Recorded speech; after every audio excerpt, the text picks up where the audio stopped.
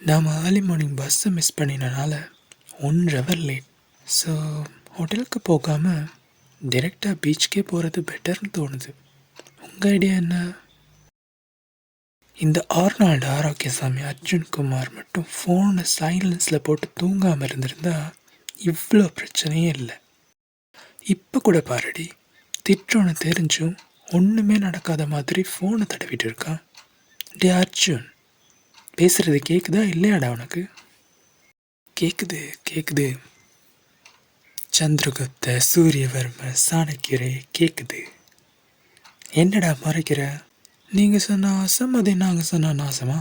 இதோ பாருடா, நாசால இருக்க அங்கிள் ஆண்டிஸ் நல்ல தூக்கம் ஆரோக்கியமான வாழ்க்கைக்கு அவசியம் அப்படின்னு சொல்கிறாங்க. ஒரு பொறுப்புள்ள சயின்ஸ் மாணவனா அவங்க சொன்னது கேட்டது தப்பா? லேட்டாக வந்துட்டு பேசுகிற பேச்சை பாரு. இவன சும்மா தான் இருங்களேண்டா. மீனா சொன்ன மாதிரி நாம் டிரெக்டாக பீச்சுக்கே போவோம். பஸ் கிளம்புது, வாங்கடா போவோம். இருங்கடா, நான் இன்னும் சாப்பிடல. ஃபோனையே சாப்பிடுங்க. நல்ல ஆரோக்கியமான உணவு அர்ஜுன் சார். பன்னு தானே, எடுத்துட்டு வா, பஸ்ஸில் சாப்பிடுவோம்.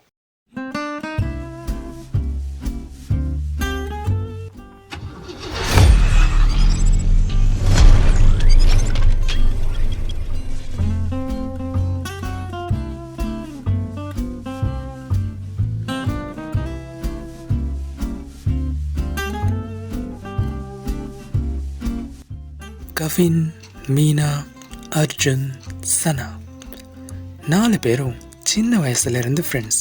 இப்போ எவ்வளோ வயசுன்னு யோசிக்காதீங்க, இன்னும் ஸ்கூல் தான் போகிறாங்க. இவங்க 4 பேரும் இப்போது கடல் பார்க்க பஸ்ஸில் போய்கிட்டு இருக்காங்க. இது எல்லாமே ஆரம்பித்தது அவங்களோட இங்கிலீஷ் டீச்சர் மின்மினினால தான். அவங்க கரையோரத்தில் பிறந்து வளர்ந்தவங்களாம். அதனால பாடம் சொல்லி கொடுக்கும் போதெல்லாம் கடலை பற்றி அதிகமாக பேசுவாங்க. இவங்க 4 பேருக்கும் இப்படித்தான் கடல் பார்க்க போக ஆசை வந்துச்சு. வெறும் ஆசையா மட்டுமே இருந்தது. ஸ்கூலுக்கு லீவ் விட்டதும் ஒரு கோலா மாறிடுச்சு. A few days earlier. School கடைசி நாள், கடைசி பீரியட், கடைசி 5 நிமிஷம். டீச்சர் என்ன சொன்னாலும் மண்டையிலே ஏறாத டைம் அது. ஒலிம்பிக்ஸில் உசேன் போல்ட் வெட்டி சத்தத்துக்காக காத்துட்டு இருக்க மாதிரி எல்லோரும் ஸ்கூல் பெல்லுக்காக காத்துக்கிட்டு இருக்கும் அந்த தருணம். பெல் அடித்தது மட்டும்தான் அர்ஜுன் பேகை மாட்டிக்கிட்டு ஓட, கவினவனை பிடிச்சி இழுக்க, என்னடான்னு பார்த்தா மீனா சனாவும் கூட இருக்காங்க. ரெஃப்ரி உசேன் போல்ட்டை மட்டும் பிடிச்சி வச்சுட்டு கூட இருக்க எல்லாரையும் ஃபினிஷ் லைனுக்கு ஓட விட்டா உசேன் போல்ட்டுக்கு எப்படி இருக்குமோ அப்படிதான் இருந்துச்சு அர்ஜுனுக்கு. அவன் மட்டும் கிளாஸில் நிற்க, மற்ற எல்லாரும் ஸ்கூல் கேட் தாண்டி ஓடும் போது அர்ஜுன் தன்னை உசேன் போல்ட்டா உணர்ந்த தருணம் அது. ஏண்டா என்ன பிடிச்ச அப்படின்னு அர்ஜுன் கோவமாக கேட்குறான். ட்ரிப் பற்றி பேசதான் அப்படின்னு மீனா சொல்கிறான். ட்ரிப்பா? என்ன ட்ரிப்? நான் இல்லாமல் எப்படா பேசுனீங்க அப்படின்னு அர்ஜுன் ஆச்சரியமாக கேட்குறான். இன்டர்வல் டைம் எங்கள் சாப்பாட்டையும் சேர்த்து முழுங்குனியே, அப்போ தான் பேசணும்னு சனா நக்கலாக சொல்கிறான். சாப்பிடும்போது சாப்பாட்டில் தான் கவனம் இருக்கணும், அப்போ தான் படிக்கிறது மண்டையில் ஏறும்னு எங்கள் அம்மா சொல்லியிருக்காங்க அப்படின்னு அர்ஜுன் சமாளிக்கிறான். நீங்கள் 2 பேரும் சும்மாவே இருக்க மாட்டீங்களாடா அப்படின்னு கவின் இடையில பேசுகிறான். நாம் யாருமே கடல் பார்த்ததில்லை, அதான் இந்த லீவுக்கு கடல் பார்க்க போகலான்னு ஐடியா. கடலா? எப்போ, எப்படி போகிறோம் அப்படின்னு அர்ஜுன் எக்ஸைட்மெண்ட்டில் கேட்குறான். அதை பற்றியெல்லாம் பேசத்தான் இப்போ கூப்பிட்டோன்னு மீனா சொல்லும் போதே school security uncle Ramakrishnan entry. அவர் என்னன்னா, இன்னும் கிளாஸ் ரூமில் என்னடா பண்ணுறீங்க, வீட்டுக்கு போகிறீங்களா இல்லைனா பேரண்ட்ஸை கூப்பிடவா அப்படின்னு லக்ஷ்மி ராமகிருஷ்ணன் ஸ்டைலில் மிரட்ட, வீட்டுக்கு போகிற வழியிலேயே என்ன பிளான்னு எல்லாரும் பேசிட்டு போகிறாங்க. A few moments later. முதல்ல டேட் ஒன்று ஃபிக்ஸ் பண்ணுவோம் அப்படின்னு கவின் சொல்கிறான். டிரான்ஸ்போர்ட், சாப்பாடு, தங்குற இடம்னு ஒரு லிஸ்ட் போடுவோம் அப்படின்னு மீனா சொல்கிறான். எல்லாத்தையும் முடிவு பண்ணிட்டு சொல்லுங்கடா, திங்க் பண்ணுற மாதிரி கஷ்டமான வேலையெல்லாம் செய்யக்கூடாதுன்னு எங்கள் அப்பா சொல்லியிருக்காரு அப்படின்னு ஒரு உலகமுக்கா போய் சொல்லிட்டு அர்ஜுன் அவன் பாட்டுக்கு இருக்கான். சனா ஜேர்னி டு கடல் அப்படின்னு ஒரு வாட்ஸ்அப் குரூப் ஓப்பன் பண்ணி இதில் மிச்சம் எல்லாம் பேசிக்கலாம்டா அப்படின்னு சொல்ல, எல்லாரும் சரின்னு அவங்க வீட்டுக்கு போகிறாங்க. A few days later. அப்படியே ஜேர்னி டு கடல் வாட்ஸ்அப் குரூப் பக்கம் போனோம்னா பல தேவையே இல்லாத கன்வர்சேஷனுக்கு அப்புறம் ஒவ்வொருத்தரும் ஒவ்வொரு வேலையை பிரித்து எடுத்துக்கிறாங்க. அதுபடி சனா பஸ் டிக்கெட் புக் பண்ணுறான், கவின் ஹோட்டல் அரேஞ்ச்மெண்ட் எல்லாம் பார்க்குறான், மீனா ஸ்நாக்ஸ் எல்லாம் ஹேண்டில் பண்ணிக்கிறான், அர்ஜுன் ப்ளூடூத் ஸ்பீக்கர் அதுக்கப்புறம் அவங்களுக்கு தேவையான சாங்ஸ் எல்லாம் ரெடி பண்ணுறான். ட்ரிப் போகிறதுக்கு முதல் நாள் இரவு மீனா லிஸ்ட்டில் உள்ள எல்லாமே சரியாக இருக்கான்னு செக் பண்ணுறா. பஸ் டைமை எல்லோருக்கும் ஞாபகப்படுத்திட்டு காலையில் டைமுக்கு ஸ்டாண்டில் நிற்கணும் அப்படின்னு மிரட்டி மோட்டிவேட் பண்ணுறான். அடுத்த நாள் காலையில் மீனா சீக்கிரமாக எழும்பிடுறா. ஸோ எல்லோருக்கும் கால் பண்ணி அவங்களையும் எழுப்பி விடுறா, அர்ஜுனை தவிர. அர்ஜுன் கால் எடுக்கல. சரி வந்துடுவான்னு எல்லோரும் ரெடி ஆகி ஸ்டாண்டுக்கு போனா அர்ஜுன் அங்க வரல. கவின் மீனாவையும் சனாவையும் பஸ் ஸ்டாண்ட்ல விட்டுட்டு அர்ஜுனை அவனோட வீட்டுக்கே போயிட்டு கையோட கூட்டிட்டு வரான். என்னடா ஆச்சுன்னு கேட்டா நைட் படம் பார்த்துட்டு போனை சைலன்ஸ்லேயே போட்டு தூங்கிட்டானா. ஏன்னா தட்டுறோம் தூக்குறோன்னு நைட்டு டயலாக்லாம் விட்டுட்டு இப்போ உன்னையே தட்டி தூக்கிட்டு வர வேண்டியிருக்கே, உன்னால நம்ம பஸ் போயிடுச்சு, பஸ் ஓனர் எங்க அப்பா ஃப்ரெண்டு அப்படிங்கிறனால நமக்கு அடுத்த பஸ்ல புக்கிங்க மாத்தி கொடுத்தாரு, இல்லைன்னா என்ன ஆகியிருக்கும் அப்படின்னு சனா கோவமா பேசுறான். சரி சரி விடு, ஃபன்னா போக வேண்டிய ட்ரிப்ல ஏன் சும்மா சண்டை போடணும் அப்படின்னு மீனா எல்லாரையும் சமாதானப்படுத்துறா. அப்புறமா அடுத்த பஸ்ல ஏறித்தான் இப்போ கடல் பார்க்க போய்கிட்டு இருக்காங்க. Another few moments later. டே அர்ஜுன், போனை தடவினது போதுண்டா, வெளியில பாரு.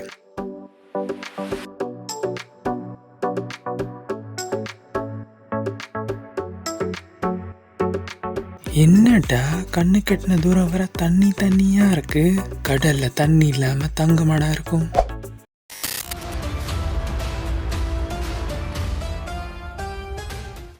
சரி, அவங்க அங்க கடலை என்ஜாய் பண்ணட்டும், நாம இங்க அவங்க கதையை என்ஜாய் பண்ணுவோம். இந்த கதையை திரும்பவும் ஒரு முறை ஞாபகப்படுத்தி பாருங்க. இந்த 4 பேருக்கும் ஒரு ஆசை இருந்துச்சு, கடலை நேர்ல பார்க்கணும்னு. அதுதான் அவங்களோட கோல். அந்த கோல் அடைய முதல்ல அவங்க என்ன செஞ்சாங்க? ட்ரிப் எப்போ போறது, எப்படி போறது, எவ்வளோ செலவாகும், எங்க தங்குறதுன்னு எல்லாம் பிளான் பண்ணினாங்க. உங்களுக்கு புரியுற மாதிரி சொல்றதுன்னா, எந்த ஒரு விஷயத்தையும் பிளான் பண்ணாம பண்ணா இப்படித்தான். பிளான் பண்ணி பண்ணணும். ஓகே. அதுக்கப்புறமா வாட்ஸ்அப் குரூப்ல ஒவ்வொருத்தரும் ஒவ்வொரு வேலையை பிரிச்சு எடுத்துக்கிட்டாங்க. ஒருத்தர் டிரான்ஸ்போர்ட், ஒருத்தர் ஹோட்டல் அரேஞ்ச்மெண்ட், ஒருத்தர் ஸ்நாக்ஸ், ஒருத்தர் ப்ளூடூத் ஸ்பீக்கர். இதைத்தான் நாம ஆர்கனைசிங்னு சொல்லுவோம். உங்களுக்கு ஞாபகம் இருக்கா? ட்ரிப்க்கு முதல் நாள் நைட் மீனா லிஸ்ட்ல உள்ள எல்லாம் சரியா இருக்கான்னு செக் பண்ணினா. எல்லோரையும் டைமுக்கு பஸ் ஸ்டாண்டுக்கு வர சொல்லி மோட்டிவேட் பண்ணினா. அர்ஜுன் லேட் ஆகி வந்த நேரம் கூட சண்டை வராம எல்லாரையும் சமாதானம் பண்ணி அவங்களோட கோல் என்னன்னு ஞாபகப்படுத்தினா, ஒரு லீடர் மாதிரி. இன்னொரு முக்கியமான விஷயம், நினைச்சதை விட 1 hour லேட் ஆகவும் ஹோட்டலுக்கு போகாம டிரெக்டா பீச்சுக்கே போக முடிவு பண்ணினாங்க. அதைத்தான் நாம கண்ட்ரோலிங்னு சொல்லுவோம். கவனிச்சிங்களா? ஒவ்வொரு கட்டத்திலையும் ஒவ்வொரு ஃபங்க்ஷன் நடந்திருக்கு. Planning, organising, leading, controlling. இதைத்தான் நாம மேனேஜ்மெண்ட்னு சொல்லுவோம். பார்த்தீங்களா, ஒரு சின்ன ட்ரிப்ல கூட மேனேஜ்மெண்ட் ஃபங்க்ஷன்ஸ் இருக்கு. இதே மாதிரி தான் பெரிய பெரிய கம்பெனிலையும் நடக்குது. இதை புரிஞ்சுக்கிறது ஒன்றும் அவ்வளோ கஷ்டம் இல்லை. நம்ம வாழ்க்கையோட பொருத்தி பார்த்தாலே போதும். மேனேஜ்மெண்ட்னா தமிழ்ல முகாமைத்துவம்னு அர்த்தம். ஒரு அமைப்பை அதோட இலக்கு நோக்கி வழி நடத்துற கலையா இதை சொல்லலாம். எந்த நிறுவனமா இருந்தாலும் ஒரு வேலை சரியா நடக்கணும்னா அதுக்கு சில அடிப்படையான செயல்பாடுகள் தேவை. அதுதான் மேனேஜ்மெண்ட்டோட 4 முக்கியமான ஃபங்க்ஷன்ஸ்.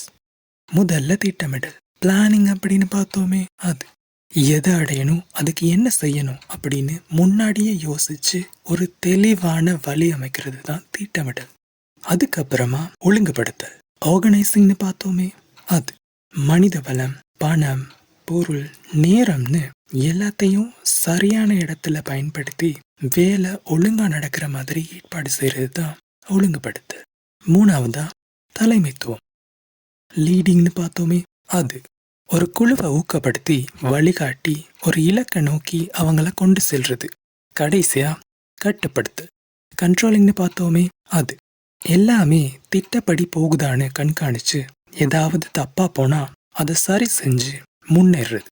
இந்த 4 ஃபங்க்ஷன்ஸும் சேர்ந்து தான் ஒரு நிறுவனம் சிறப்பா இயங்க உதவுது. இந்த கன்செப்டை ஒரு கதை வடிவில் சொல்லத்தான் இங்க முயற்சி பண்ணியிருக்கோம். சொன்ன விதம் பிடிச்சிருந்தா இந்த வீடியோவை மற்றவங்களோட ஷேர் பண்ணுங்க. இல்லைனா உங்க கருத்துக்களை கமெண்ட்ஸ் மூலமா எங்களுக்கு தெரியப்படுத்துங்க. கதை முடிஞ்சதும் கட் பண்ணிட்டு ஓடாம கடைசி வரை நின்று பார்க்குறவங்கள நினைச்சா ரொம்ப பெருமையா இருக்கு. அடுத்த கதை அப்லோட் ஆகும் வரை be positive with a positive.